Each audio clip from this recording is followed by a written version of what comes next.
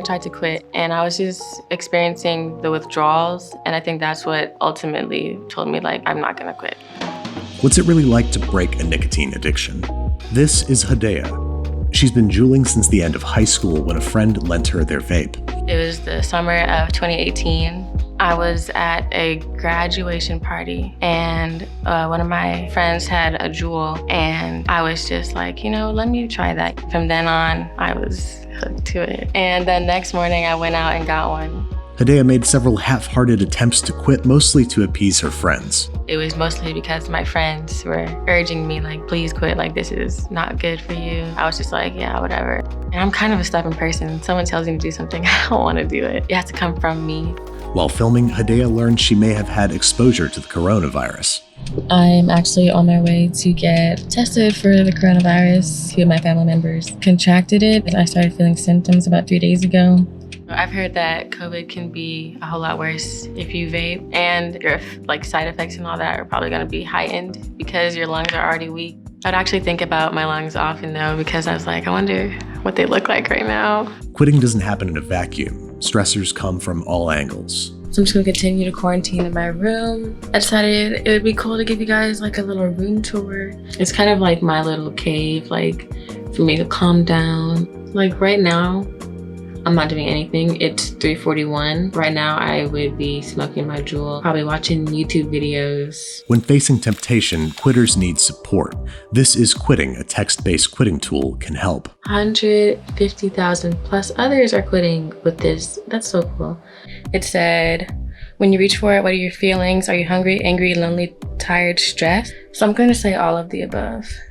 When I was addicted, I was definitely a more irritable person. I was a more panicked person. I would be really shaky. I would be sick to my stomach. At the time, I probably thought I was less depressed, but looking back, I was definitely more negative. I was in a very dark place. Jay says, keep trying. There will definitely be bumps in the road and you may slip, but just know that you're doing well and attempting to quit. You have to listen to your body, because your body, you know your body more than anyone else does, and your body will tell you what you do and don't need. That's why when you're hungry, your stomach rumbles. When you're thirsty, your mouth gets a little dry. They texted me that, so I'm gonna respond and tell them why I'd be thinking about quitting. It says give yourself a reason to quit and why it's good motivation. Why I'm thinking about quitting? For my overall health. Quitting doesn't happen alone. It happens with the help of your community. So I brought you guys my dear friend, Moni. How do you feel about me quitting? I was relieved. It was getting a little intense, and I was relieved that you were going back away from it. Because, having someone there for you, even if you may not want it, it always makes whatever you're trying to accomplish way easier. I mean, she's a really well self-restricted and self-disciplined person, so.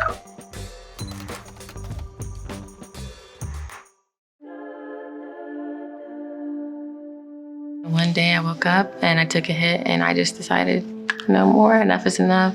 If you're trying to quit, I definitely recommend This Is Quitting. It definitely helped me and learn how to cope better.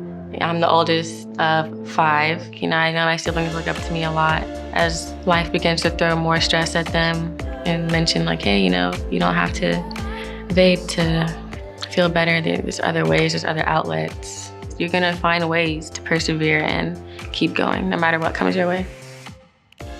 If you're quitting, text Ditch Vape to 88709. If you want to see more quitters, click subscribe or check out another episode here or here. And let us know your story in the comments below.